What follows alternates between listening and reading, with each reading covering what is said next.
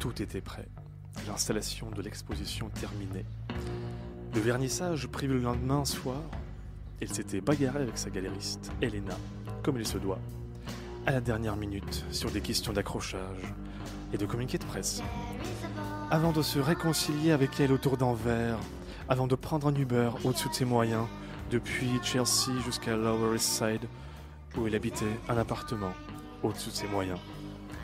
Quand, alors qu'elle espérait enfin dormir quelques heures, elle s'aperçut tout à coup, au moment précis où elle sombrait dans le sommeil et dans ce rêve où son mentor, Catherine, débarquait par surprise de Cracovie pour lui annoncer une nouvelle qu'elle n'apprenait jamais, se réveillant systématiquement avant. C'est là qu'elle avait commis une grave erreur.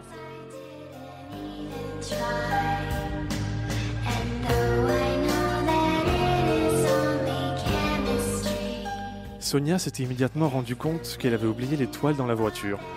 Avant même de sortir ses clés pour ouvrir la porte de son immeuble, elle avait couru après le Uber et avait crié de s'arrêter jusqu'à ce que la voiture quitte sa rue et s'élance vers Delancey Street. Une fois parvenue à maîtriser le tremblement de ses mains, elle avait pu localiser les coordonnées du chauffeur sur l'application. D'après son téléphone, il s'agissait d'un certain Kashish, qui bénéficie d'une note moyenne de 5 étoiles. Et elle l'a appelé. Quoique au départ trop essoufflée pour parler, elle s'est très vite mise à hurler. « J'ai besoin que vous veniez immédiatement, immédiatement !» Le chauffeur l'avait assuré qu'il arrivait, qu'il avait pour 1 minute. Il se trouve que Kashish pensait qu'elle était la prochaine passagère et non la précédente.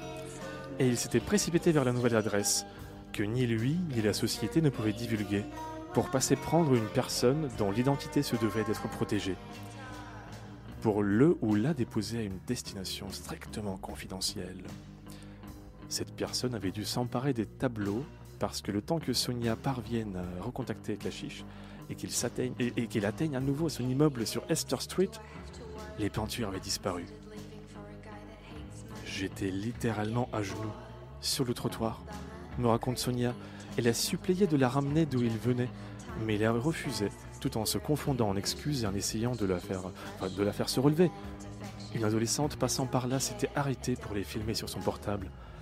Il ne cessait de lui répéter qu'elle devait appeler les bureaux. « Je suis désolé, il y a un règlement. »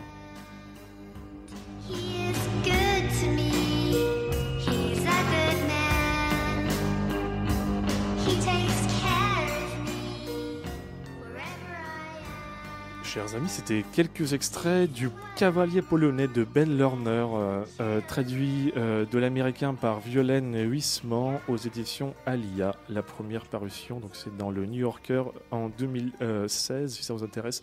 Donc pour savoir si Sonia a retrouvé ses tableaux dans le Uber ou pas, donc lisez Le Cavalier polonais.